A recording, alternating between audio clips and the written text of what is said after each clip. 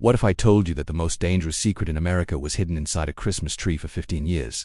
Not in a vault, not in a classified facility, but in a living room in McLean, Virginia, wrapped in tinsel and ornaments, sitting innocently beneath twinkling lights while a family celebrated the holidays, completely unaware. Declan Harris thought he had buried his past. 30 years as a CIA operations officer, countless missions in the shadows, and one devastating choice in 2009 that would haunt him forever. He stole something from the agency, something that could destroy careers, topple governments, and expose a conspiracy so dark that powerful men would kill to keep it buried. A listening device, not just any device but one containing recordings that proved 3 senior CIA officials were traitors, selling American intelligence to foreign powers for billions of dollars. Declan hid it into one place no one would ever look, inside his family's artificial Christmas tree. Year after year, they decorated it, sang carols around it, opened presents beneath it, never knowing they were inches away from evidence that could ignite an international crisis. The device was supposed to be dead, deactivated, harmless, but on Christmas Eve, 15 years later, it activated. The high-frequency hum that only a trained operative would recognize began to pulse through the living room. Someone was listening, someone new, and Declan's perfect retirement, his peaceful family life, his carefully constructed normalcy, all of it shattered in an instant. Who reactivated the device? Why now? And what happens when a man who knows too much realizes that the monsters he thought he'd de-escaped had been waiting all along, patient as spiders, ready to strike when he least expected it? This is not just a story about espionage. This is a story about the lies we tell to protect the people we love, the price of truth, and what happens when Christmas morning reveals not joy, but the ghosts of sins we thought we'd buried forever. The snow fell softly over McLean, Virginia, blanketing the elegant Georgian colonial homes in a pristine white silence that made the neighborhood look like a scene from a greeting card. December 23rd, 2 days before Christmas. The streets were lined with glowing luminaries, wreaths hung on every door, and the scent of pine and cinnamon drifted through the cold air. Declan Harris stood at the window of his study, watching the snowflakes dance in the amber glow of the streetlights. At 58, he still had the bearing of a man who had spent decades operating in the world's most dangerous places. Tall, with silver hair, cropped military short eyes that never stopped scanning, calculating, anticipating. But the tension in his shoulders had eased over the years. Retirement had been kind to him, or so it seemed. His home was a testament to the life he'd built after leaving the agency. 3 stories of red brick and white columns, a circular driveway, and a backyard that stretched into a small forest. Inside, the house glowed with holiday warmth. Garlands wrapped around the banister, stockings hung above the fireplace, and in the corner of the living room stood the Christmas tree, 8 feet tall, full and perfectly shaped, decorated with ornaments collected over 30 years of marriage, silver bells, glass, snowflakes, family photos in tiny frames. White lights twinkled throughout the branches. It looked exactly like what it was supposed to be, a symbol of family tradition, of normalcy, of peace. But Declan knew what was hidden inside. Buried deep within the artificial trunk, wrapped in layers of insulation and shielded by specialized materials, was a CIA listening device. Model SR-7 enhanced, classified technology capable of capturing conversations from 50 feet away, storing them in encrypted memory, and transmitting them via satellite. He had placed it there in 2009, the year he officially retired, the year everything went wrong. He pushed the memory away as footsteps sounded behind him. "Darling, you've been staring out that window for 20 minutes. Margaret Harris, Maggie." To everyone who knew her, entered the study carrying 2 mugs of hot chocolate. At 56, she was still stunning, with auburn hair touched with gray, intelligent green eyes, and a warm smile that had captivated him the moment they met 34 years ago at a CIA briefing. She had been an intelligence analyst then, brilliant and sharp, before she retired to raise their daughter. Declan turned and accepted the mug, forcing a smile. "Just thinking about how lucky we are." Maggie raised an eyebrow. "You're getting sentimental in your old age." Declan Harris, "Maybe I am." He sipped the chocolate, savoring the richness. "Eleanor arrives tomorrow. Her flight lands at noon. She's staying through New Year's." Maggie's face brightened. "I can't wait to see her. It's been almost 6 months." Their daughter, Eleanor, 28 years old and already making waves as an investigative journalist for the Washington Post. She had inherited her mother's intelligence and her father's relentless determination. Declan was proud of her, but also worried. She asked questions, dug into things. It was her job, but it made him nervous. "I'm making her favorite maple-glazed ham, sweet potato casserole, your mother's apple pie." Maggie counted on her fingers. "Oh, and Winston called. He's coming for Christmas dinner." Declan's hand tightened on the mug. Winston Caldwell, his former partner at the agency, the only other person who knew about Syria, about the operation, about what Declan had done. "He's bringing someone?" Declan asked carefully. He didn't say, "You know, Winston, man of mystery, even in retirement." Maggie laughed. "I swear, you two could be brothers. Both of you so secretive." If only she knew how deep those secrets went. The rest of the afternoon passed in comfortable domesticity. Declan helped Maggie in the kitchen, prepared the guest bedroom, wrapped the last of the presents. But every time he walked through the living room, his eyes went to the tree. The device inside was cold, dead. It had been dead for 15 years. There was no way anyone could reactivate it remotely. The technology didn't exist, but old habits died hard, and something in his gut, the same instinct that had kept him alive through 3 decades of fieldwork, whispered that something was wrong. Evening came. They ate dinner together in the dining room, classical music playing softly in the background. Maggie told stories about the neighbors, about the book club she'd joined, about her volunteer work at the local hospital. Declan listened, nodded, smiled at the right moments. This was the life he'd wanted. Safe, normal, boring. But as Maggie laughed at something she was saying, Declan heard it, a click, soft, almost imperceptible, coming from the direction of the living room. His entire body went rigid. His training kicked in instantly, heart rate slowing, senses sharpening, every nerve ending suddenly alive. He knew that sound. He had heard it thousands of times. The activation sequence of an SR7 device. Impossible. Declan, darling, are you all right? Maggie's voice seemed distant. He blinked, forced himself to focus. I'm fine, just thought I heard something. The house settling. It does that in the cold. Maggie reached across the table and squeezed his hand. You look pale. Are you feeling well? I'm fine, he repeated, but he wasn't fine because he heard it again. Another click. Then a faint high-frequency hum that only someone with his training would recognize. The device was active. Someone was listening. After 15 years of silence, after 15 years of safety, after 15 years of believing he had escaped, they had found him. Or more accurately, they had been waiting, watching. And now, for reasons he couldn't yet understand, they wanted him to know. Declan excused himself, claiming he needed to check something in the garage. He walked calmly through the house, every step measured, controlled. But inside, his mind was racing. Who had the capability to remotely activate a device that was supposed to be analog? Who knew he still had it? And most importantly, what did they want? He stopped in front of the Christmas tree, staring at it as if seeing it for the first time. The ornaments swayed slightly in the warm air from the fireplace. The lights blinked their cheerful pattern, and deep inside, buried where no one would ever look, the device hummed with malevolent life. This is impossible, he whispered to himself, but it was happening. And Declan Harris, who had spent 30 years in the shadows protecting his country, who had lied and killed and sacrificed everything for the mission, suddenly realized that his past had finally caught up with him. On Christmas Eve, in his living room, in front of his family, the perfect retirement was over. If you want to know what happens next, make sure to subscribe to our channel, hit that like button, leave a comment with your thoughts, and share this story with someone who loves a good mystery, because what you're about to discover will shock you. The device wasn't the only secret Declan was hiding, and the person listening, they're closer than you think. Declan didn't sleep that night. He sat in his study with the lights off, door locked, staring at the laptop screen that showed the encrypted diagnostic program he hadn't accessed in 15 years. The program was designed to monitor the SR7 device, to detect any changes in its status. According to the readout, the device had activated at 6:47 p.m. Someone had sent a remote signal strong enough to override the safeguards he'd installed. The technology shouldn't exist, but clearly it did. At 3 a.m., his secure phone, the one he kept hidden in a false bottom of his desk drawer, vibrated. Only 3 people had this number. Maggie wasn't one of them.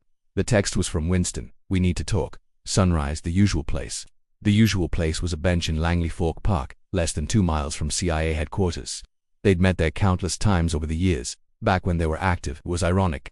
Really 2 retired spies meeting within sight of the agency that had defined their lives. Declan slipped out of the house at 5:30 a.m., leaving a note for Maggie saying he'd gone for an early run.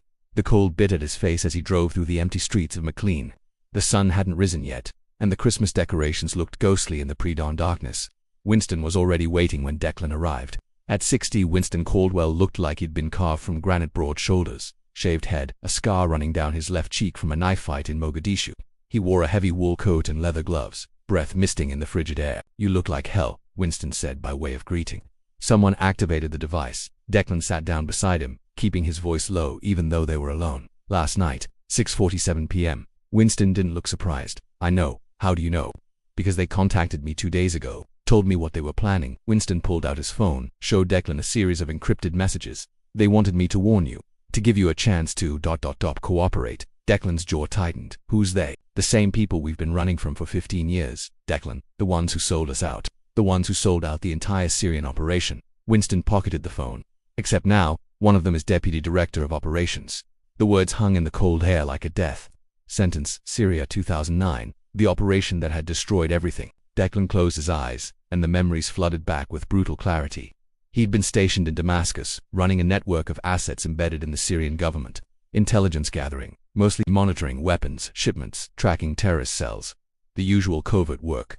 But in the spring of 2009, he'd discovered something that didn't add up. 3 CIA officers, all senior, All with access to the highest levels of classified intelligence were meeting with representatives from a hostile foreign power. The meetings were off-book, unauthorized, and involved the transfer of highly sensitive information in exchange for massive financial payments routed through offshore accounts. It was treason, pure and simple. Declan had reported it through proper channels. And then the retaliation began. His assets started disappearing. His sources went silent. 2 of his best contacts ended up dead, executed in public squares. The message was clear: back off, or you're next. But Declan didn't back off. He did what any good intelligence officer would do. He gathered evidence. The SR-7 device had been part of a surveillance operation targeting a Syrian government minister, but Declan had repurposed it, turning it instead on the 3 traitors. For 6 weeks, he recorded their conversations, their meetings, their plans, everything. When he finally tried to present the evidence, he was shut down, transferred, threatened. The 3 officers were protected by someone higher up, someone with enough power to bury the investigation and everyone involved in it. So Declan made a choice. He took the device, disappeared it during the chaos of his emergency extraction from Syria. The agency assumed it had been lost or destroyed, but Declan brought it home, hid it in the last place anyone would look, and waited to see if anyone would come for it. No one did, until now. Marcus Chen, Winston said quietly, pulling Declan back to the present. That's who's deputy director now. One of the 3. Marcus Chen. Declan remembered him. Smooth, charismatic, ambitious, a rising star in the agency who specialized in Asian operations, and a trader who had sold American secrets for $30 million.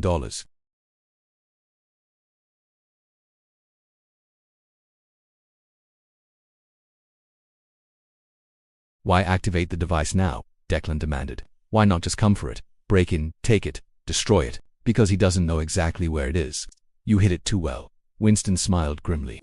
But he knows you still have it, and he knows that as long as you do, he's vulnerable. So he activated it to send a message. I know where you are. I know you have it. And if you try to use it, I'll destroy everything you love. My family, your family, Winston confirmed. Maggie, Eleanor, everyone you care about. Chen has the resources to make them disappear. Declan, you know how this works. Declan's hands clenched into fists. Then what do?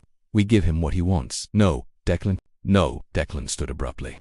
That device is the only proof that those men are traitors. If we give it up, they win. They get away with everything. They've already gotten away with everything, Winston said wearily. It's been 15 years. The statute of limitations on most of what they did has expired.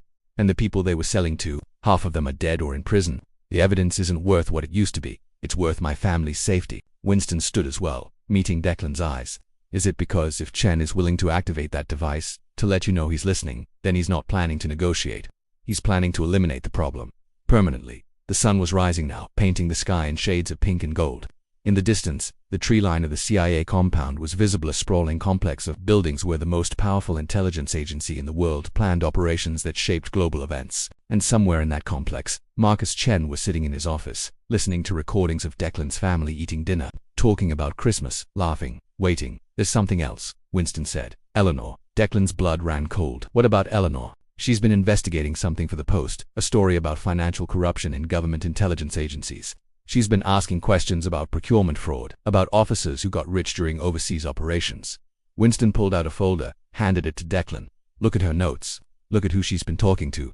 Declan opened the folder, scanned the documents inside, his daughter's handwritten notes, interview transcripts, financial records, and there, highlighted in yellow, 3 names. Marcus Chen, David Thornton, Rebecca Walsh, the 3 traitors from Syria. She doesn't know, Declan whispered. She can't know. She doesn't, Winston agreed. But she's getting close. And if Chen thinks Eleanor is about to expose him not because of you, but because of her own investigation, what do you think he'll do? The answer was obvious. Chen would eliminate the threat, and Eleanor would become collateral damage in a war that had started before she was even born. Declan's phone buzzed. A text from Maggie. Eleanor's flight landed early. She's on her way home. Can't wait for you to see her. Love you. He stared at the message, feeling the weight of 15 years of secrets crushing down on him. He'd thought he was protecting his family by hiding the truth, by burying the device, by walking away from the fight. But all he'd done was delay the inevitable. We need to tell her, Declan said finally. Eleanor deserves to know what she's walking into. And Maggie. Declan thought of his wife, of the life they'd built together, of the lies he'd told to keep her safe. She deserves to know too. Winston nodded slowly. Then you better do it fast, because Chen isn't patient. And once he decides you're more trouble than you're worth. A black SUV with tinted windows pulled into the parking lot, moving slowly, deliberately. It stopped at the far end, engine running, watching them. It'll be too late, Winston finished. Declan and Winston stood frozen, 2 old spies recognizing the signature of surveillance when they saw it. The SUV didn't move, didn't leave, just sat there, a silent threat, Go home, Winston said quietly. Be with your family. And Declan, whatever you decide to do, do it fast. What do you think? Was Declan right to hide the device for 15 years? Could you forgive someone who kept his secret this dangerous? Drop your thoughts in the comments below. And stay tuned because the person in that SUV, they're about to make an appearance Declan never expected. His perfect Christmas is about to become a nightmare. Eleanor Harris arrived home at 11:30 a.m., bursting through the front door with the energy of someone who lived at full speed. 28 years old, with her father's sharp eyes and her mother's auburn hair pulled into a messy ponytail. She wore jeans, boots, and a leather jacket that had seen better days. A camera bag hung from her shoulder. She never went anywhere without it. Mom, Dad, I'm home, she called out, dropping her duffel bag in the foyer. Maggie rushed from the kitchen, arms open. Oh, sweetheart, let me look at you. Have you been eating? You look thin. I eat, Mom, I promise. Eleanor laughed, embracing her mother. Where's Dad? Right here. Princess Declan emerged from the study, forcing his best smile. But when Eleanor hugged him, he held on a moment longer than usual, breathing in the familiar scent of her shampoo, memorizing the feeling. Because after today, everything would change. They had lunch together, the conversation flowing easily. Eleanor talked about her work at the Post, about the stories she was chasing, about the frustration of editors who wanted her to tone down her investigations. Maggie beamed with pride. Declan listened carefully, noting every mention of financial corruption, every reference to intelligence agencies. She was so close to the truth.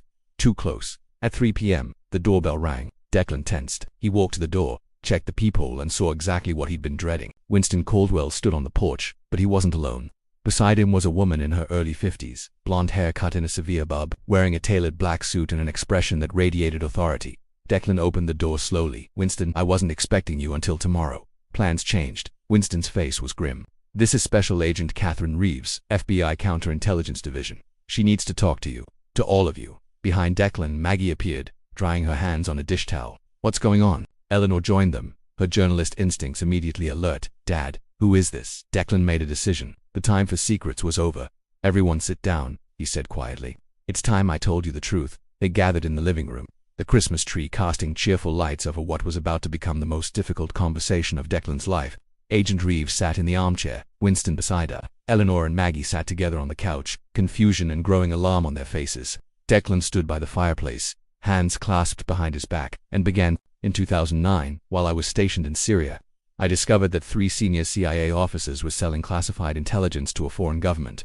I gathered evidence using a CIA listening device, recordings that proved beyond doubt that they were traitors. When I tried to report it through proper channels, I was shut down, threatened. My sources were killed, so I took the device and hid it. Maggie's face had gone pale.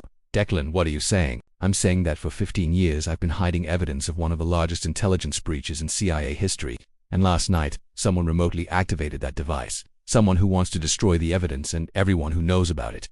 Eleanor leaned forward, her reporter brain already working. Where is the device? Declan turned to look at the Christmas tree. There. Inside the trunk, the silence was deafening. Maggie stood slowly, walked to the tree, stared at it as if seeing it for the first time. Our Christmas tree, the one we've been decorating for 15 years. The one we gather around every year with our daughter. Her voice was shaking. You've been lying to me for 15 years. Maggie, don't. She held up a hand, tears streaming down her face. Don't you dare. I retired from the agency to raise Eleanor, to build a life with you. I trusted you. And all this time, you've been putting us in danger. I was protecting you. Declan's voice rose. If I'd destroyed the device, if I'd exposed those men, they would have killed me, killed all of us. I did what I had to do to keep you safe, by bringing a target into our home. Maggie's laugh was bitter. By making our daughter's childhood a lie. Eleanor stood, her face unreadable. The 3 officers, who are they? Agent Reeves answered. Marcus Chen, currently Deputy Director of Operations. David Thornton, retired, living in the Cayman Islands. And Rebecca Walsh, who died in a car accident in 2011. Marcus Chen, Eleanor repeated slowly. I've been investigating him. Financial irregularities, offshore accounts, connections to foreign shell companies. She turned to her father. That's why you've been so nervous about my work. You knew I was getting close. I didn't want you involved, Declan said. This isn't your fight. It became my fight the moment you made it part of our family, Eleanor shot back. How many other secrets are you keeping, Dad? What else don't I know about you? The question hung in the air, painful and accusatory. Winston cleared his throat. We don't have time for this. Chen knows the device is here. He activated it to flush Declan out to make him panic, and it worked. That SUV that followed us this morning, it's been parked down the street all day. They're watching this house, waiting for what? Maggie demanded. For us to do something stupid, Agent Reeves said. Or for Chen to decide it's easier to eliminate the problem than to negotiate. Eliminate, Eleanor said flatly. You mean kill us? Yes. Another silence. Outside, The December afternoon was fading into evening. The Christmas lights on the houses across the street began to glow. Carolers were scheduled to come through the neighborhood at 7 p.m. Life was continuing normally for everyone except the Harris family, whose perfect holiday had just imploded. Maggie sat back down, her hands trembling. What do we do? Agent Reeves opened a briefcase, pulled out a folder.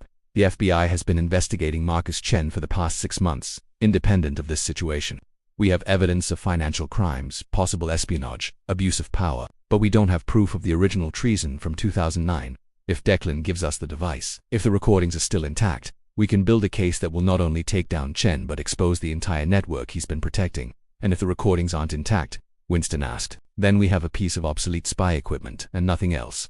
Reeves admitted. Chen walks, retires with full pension and honors, and your family remains a target because he'll never be sure you don't have backup copies. Declan walked to the tree, knelt down, began removing ornaments from the lower branches. His hands were steady despite the emotion churning inside him. He reached into the trunk, felt along the interior support structure, found the hidden compartment he'd built 15 years ago. The device was small, about the size of a deck of cards wrapped in black rubber insulation. He pulled it free, held it up to the light. This, he said quietly, is what I sacrificed everything for. My career, my integrity, my family's trust, because I believed that someday the truth would matter. He handed it to Agent Reeves, who examined it carefully. I'll need to take this to our tech specialists. See if the data is recoverable. It is, Declan said with certainty. I built that compartment to protect it from temperature fluctuations, moisture, electromagnetic interference. If the recordings were intact when I hit it, they're intact now. Eleanor moved to stand beside her father. What happens next? Next, Reeves said, we move fast.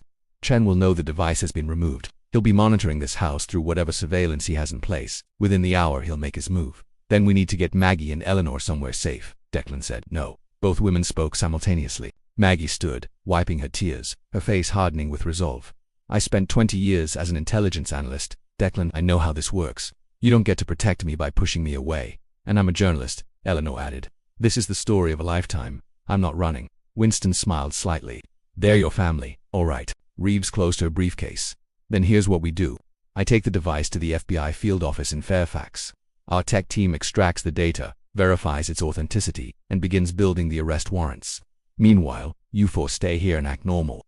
Christmas dinner tomorrow, family gathering, everything as planned. Winston, you come as scheduled. Make it look like nothing has changed, and when Chen makes his move, Declan asked, we'll be ready. Reeves pulled out 4 small devices, each about the size of a button. Panic buttons. Secure channel directly to my team. If anything happens, press it, and we'll be here in under 3 minutes. They each took one, attaching them to their clothing. The small weight felt both reassuring and terrifying. Reeves moved toward the door, paused, looked back. Mr. Harris, what you did 15 years ago, taking that device, hiding it, protecting it, that took courage. But the courage to bring it into the light, that's something else entirely. Your family should be proud. After she left, the 4 of them stood in awkward silence. The Christmas tree looked naked now, bare branches where the device had been hidden, a physical reminder of the secret that had defined their lives. Maggie finally spoke, her voice softer now. I need time. Declan, I don't know if I can forgive you, but I understand why you did it, and I'm not going anywhere. Eleanor hugged her father tightly. We're going to get through this. Together. Winston clapped Declan on the shoulder. You did the right thing, finally. That night, as the family tried to pretend everything was normal, Declan stood watch at his study window. The black SUV was still parked down the street, waiting, watching, and somewhere in Langley, Marcus Chen was learning that the evidence he'd spent 15 years trying to bury was now in the hands of the FBI.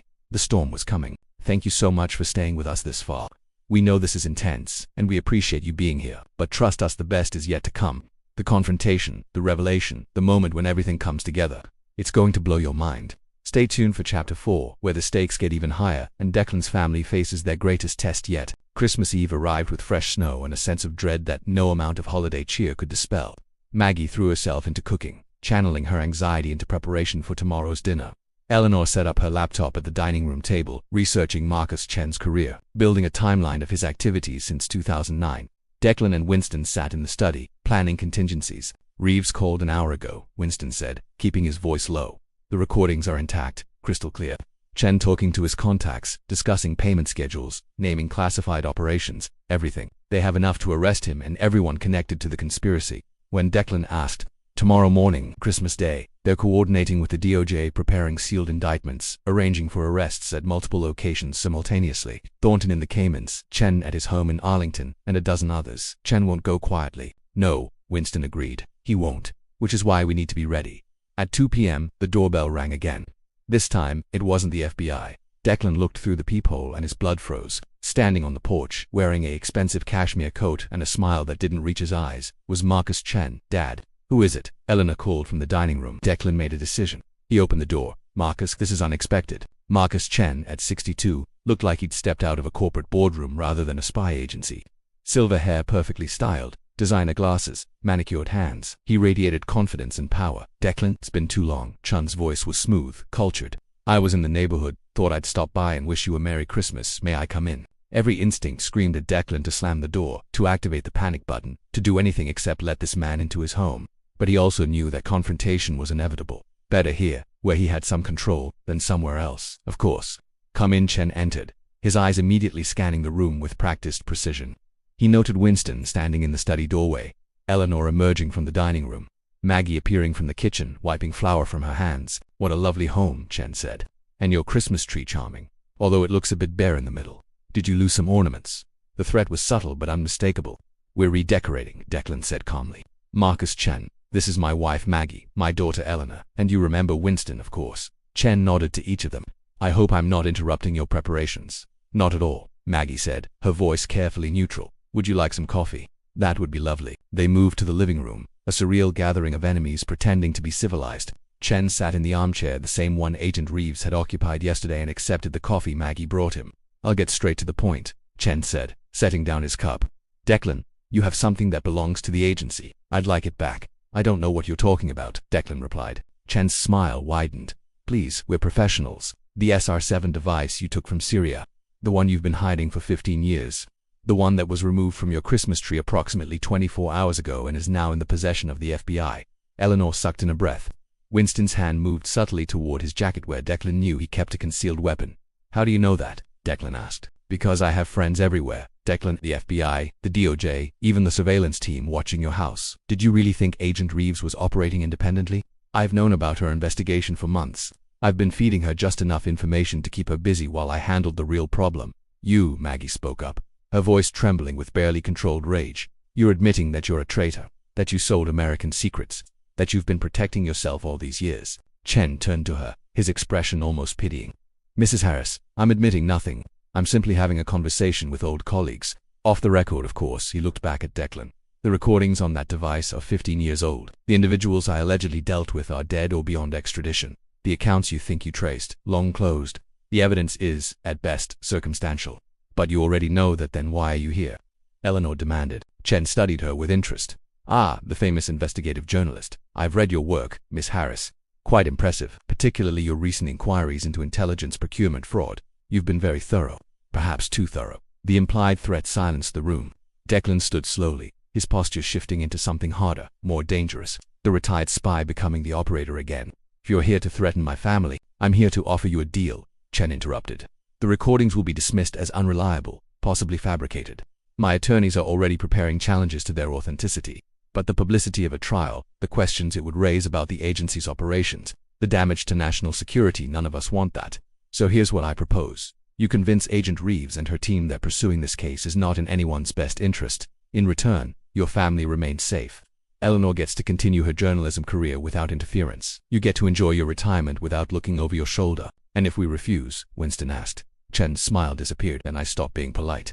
"People have accidents, Mr. Caldwell. Journalists investigating dangerous stories sometimes face unfortunate consequences. Retired officers with guilty consciences sometimes have breakdowns, commit suicide. The world is a dangerous place." He stood, straightened his coat. "You have until midnight tonight to decide. Call me with your answer, and Declan, think carefully. Is 15-year-old revenge worth destroying everything you've built?" Chen walked to the door, paused, looked back one final time. "Merry Christmas to you all." After he left, the silence in the room was absolute. Eleanor was the first to speak. "He's not going to let us walk away. Deal or no deal, he'll tie up loose ends." "She's right," Winston agreed. "Chen didn't come here to negotiate. He came to assess the threat level, to see if you'd fold. And when you don't, we won't survive New Year's." Maggie finished quietly. Declan pulled out his phone, called Agent Reeves. She answered immediately. "Chen was just here," Declan said without preamble. "He knows about the device, knows about your investigation, claims he has people inside your team." Reeves swore colorfully. "He's bluffing, is he?" "Because he seemed pretty confident that the case won't stick." pause. The recordings are solid, but he's right about the statute of limitations on some charges.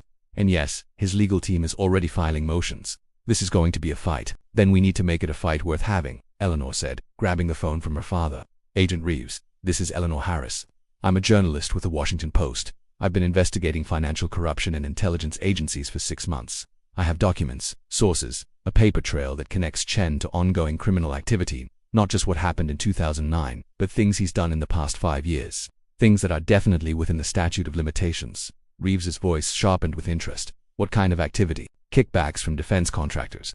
Laundering money through non-profit organizations. Using his position to threaten witnesses and interfere with oversight investigations. Eleanor was pulling up files on her laptop as she spoke. I can have my editors put together a story that runs tomorrow, Christmas Day, front page. By the time Chen's lawyers file their motions, the court of public opinion will have already convicted him. That's risky, Reeves warned. You'll be painting a target on yourself. I already have a target on my back, Eleanor replied. Might as well make it worth something. Declan felt a surge of pride, mixed with terror. His daughter, fearless and brilliant, ready to take on a battle that had defined his life for 15 years. Maggie moved to stand beside Eleanor, placing a hand on her shoulder. If my daughter is going into the fight, then so am I. I still have contacts in the intelligence community.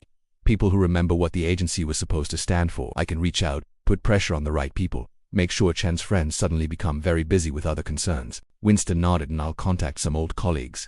People who were burned by Chen's operations, who lost assets because of his betrayal. They'll want to see him go down. The four of them stood together in the living room, the Christmas tree glowing behind them, and Declan realized something profound. He'd spent 15 years trying to protect his family by keeping them away from the truth, but the truth had found them anyway. And now, instead of being his weakness, they were his strength. All right, he said quietly. We fight together. Agent Reeves's voice came through the phone. Then, here's what we do. Eleanor, send me everything you have. My team will coordinate with the Post's legal department. Maggie, Winston, start making your calls. I'm escalating this to the director of the FBI and the Attorney General. If Chen has people inside my team, I'm going over their heads. And me, Declan asked. You make sure your family survives the night. Because once Chen realizes we're not backing down, he's going to move fast. The rest of Christmas Eve passed in a flurry of activity. Eleanor worked with her editors, fact-checking every detail of her story. Maggie made phone calls, speaking in the careful language of intelligence professionals who understood the stakes. Winston coordinated with Agent Reeves's team, planning security for the house. At 11:45 p.m., 15 minutes before Chen's deadline, Declan's secure phone rang. Mr. Harris, have you made your decision? Declan looked around the living room. His wife, working beside their daughter. Winston, checking weapons and preparing defenses. A family united not by secrets but by the choice to stand together against a darkness that had haunted them for too long. Yes, Declan said clearly, we have. The answer is no. We're not backing down. We're not making deals. And by this time tomorrow, the whole world will know exactly what you are. A long silence, then Chen's voice, cold and empty of pretense. You're making a mistake, Declan. A fatal one. Maybe. But it's our mistake to make. Merry Christmas, Marcus. Declan ended the call, looked at his family. He'll come tonight, before the story runs, before the arrests. He has to. Then we'll be ready, Eleanor said firmly. Outside, snow continued to fall softly over McLean, Virginia. The Christmas lights glowed cheerfully on every house. Carolers had finished their rounds hours ago, spreading joy and goodwill. And in one Georgian colonial home, a family prepared for war. We're almost at the end of this incredible journey, and the climax is going to leave you breathless. If you've made it this far, you're clearly invested in this story, and that means you need to subscribe to our channel and hit that like button right now. Because the finale is going to change everything you thought you knew about justice, family, and the price of truth. Don't miss the explosive conclusion. Christmas morning arrived at 3:47 a.m. not with Santa Claus, but with the sound of breaking glass. Declan was instantly awake, training taking over before conscious thought. He rolled out of bed, grabbed the weapon he'd retrieved from his old safe, and moved silently down the hallway. Maggie was already up, pressing the panic button as planned. Eleanor emerged from her room, camera in hand. Even now, her journalist instincts demanded she document everything. Winston appeared from the guest room, fully dressed, armed, moving with the lethal grace of someone who'd spent 40 years in the field. 2 entry points, Winston whispered. Back door and study window. Professional team. At least 4 operators. Reeves. Declan asked. 3 minutes out. 3 minutes. An eternity in a tactical situation. The intruders moved through the first floor with precision, clearing rooms, searching. They weren't trying to be subtle anymore. Chen had made his choice. Eliminate the threat permanently, make it look like a home invasion gone wrong, and deal with the fallout later. Declan positioned his family in Eleanor's room, the most defensible location, with only 1 entry point and a clear line of sight to the hallway. They waited in the darkness, hearts pounding, as footsteps approached. The door burst open. A man in black tactical gear entered, weapon raised. Winston shot him. Once, clean, professional. The intruder dropped. Chaos erupted. Shouting from downstairs. More footsteps. The sound of furniture crashing. The second intruder appeared at the doorway. Declan fired twice. Sent a mass. The man went down. "Dad!" Eleanor screamed. The third intruder had come up the back stairs, flanking their position.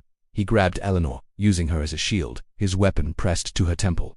"Drop it," he shouted. "Drop the weapon, or she dies." Time seemed to stop.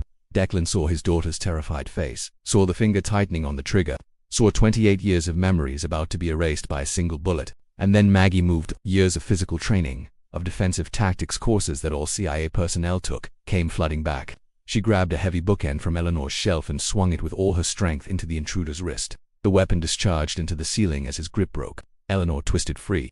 Winston shot him before he could recover. Sirens finally. The cavalry arriving.